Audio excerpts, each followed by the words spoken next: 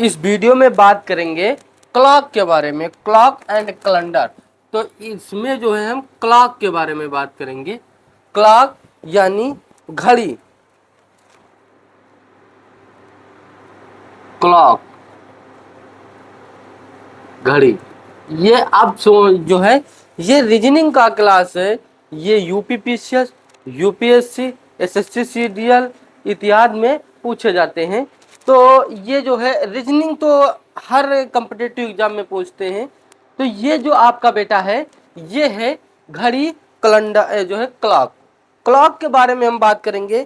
Clock, ये देखिए पहली बात जो है क्लॉक, क्लॉक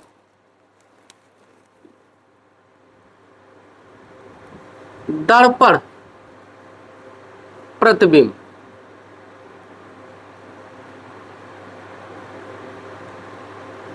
और इधर हम बात कर ले जल प्रतिबिंब। अब सोच रहे होंगे ये जल प्रतिबिंब और दर्पण प्रतिबिंब क्या है। कोई मान लीजिए दर्पण है, ये दर्पण है, और घड़ी अगर दर्पण में देखें, ये घड़ी है और ये दर्पण है, ये घड़ी है और ये दर्पण है। अगर घड़ी को हम दर्पण में देखें तो इसका घड़ी का प्रतिबिंब कैसे बनेगा, और जल में अगर हम घड़ी को देखें तो उसका प्रतिबिंब कैसे बनेगा।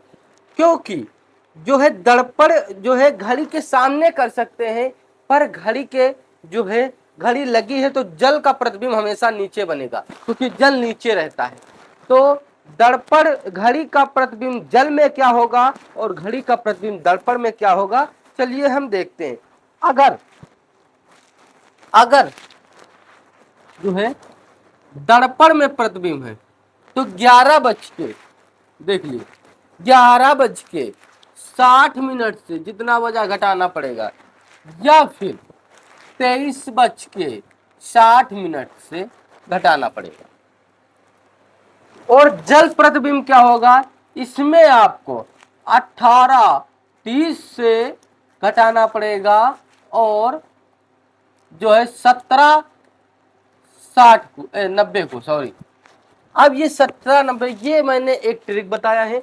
ये 18 है, यहाँ का 1 घंटा इसमें 30 में दे दीजिए और यहाँ 1 घटा दीजिए, तभी तो इतना बचेगा।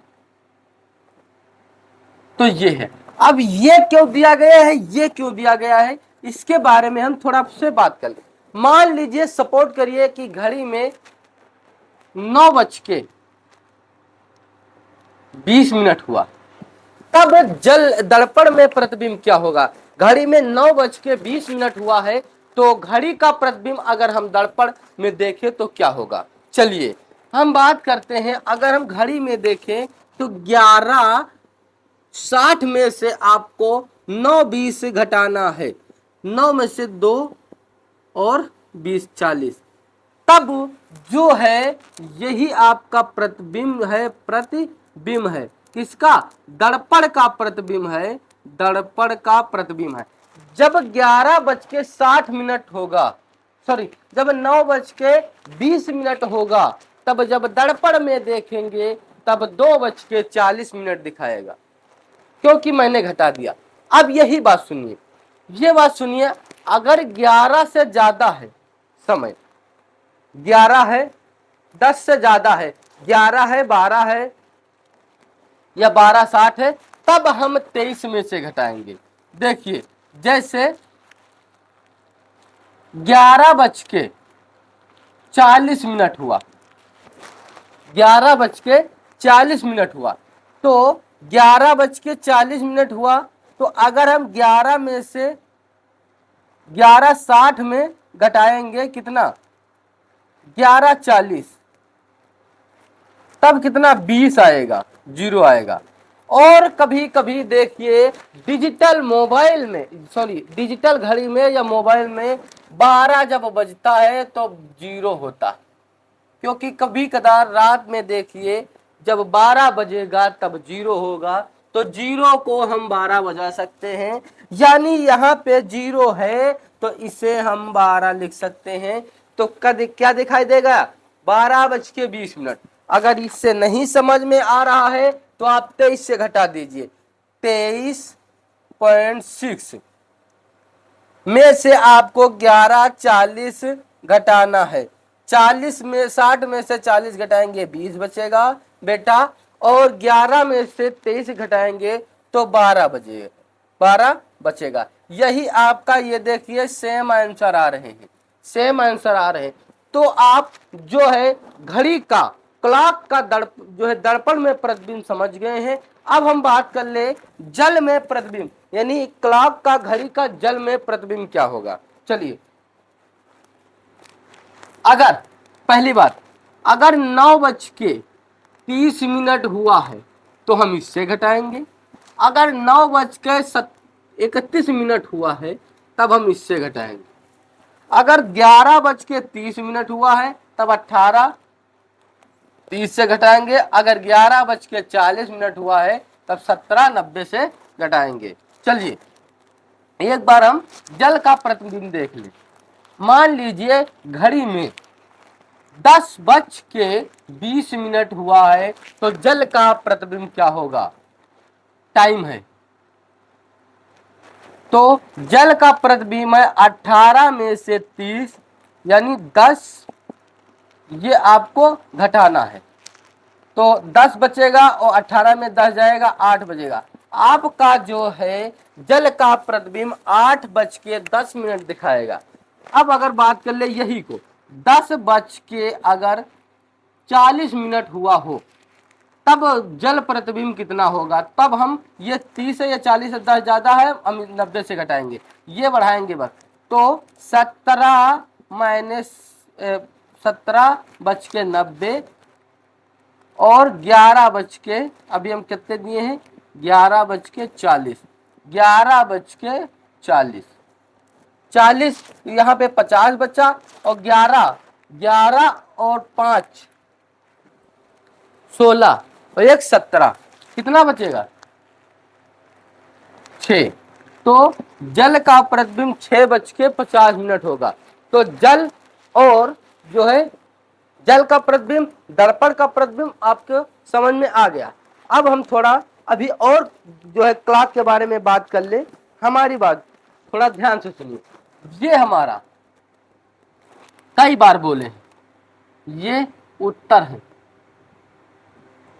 ये पूर्व है, ये पश्चिम है, ये दक्षिण है, दक्षिण। और इससे हम क्या कहते हैं, उत्तर पूर्व, पूर्व उत्तर।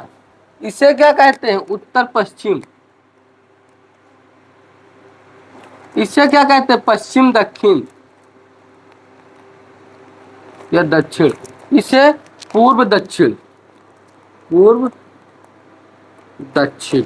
इसे दक्षिण पूर्व पश्चिम कह सकते हैं और इसे उत्तर पश्चिम कह सकते हैं। इतनी बात समझ। ये जो है ये 4 कोण होते हैं पहले वाले, ये 90 अंश के होते, 90 इतनी बात समझ में आई। इस पर जो है हम प्रश्न के बारे में बाद में बात करेंगे। एक घड़ी बनाकर समझ लीजिए, घड़ी थोड़ा, ये आप मान लीजिए घड़ी 1 6 9 3 2 12 1 2 3 4 5 6 7 8 9 10 11।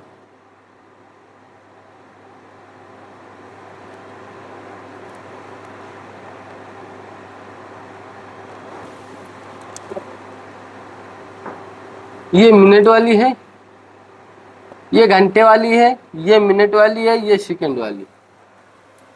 समझ गए। अब बताइए इसमें कितना बजा, 12 बज के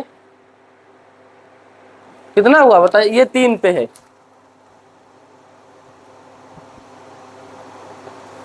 ये 3 पे है।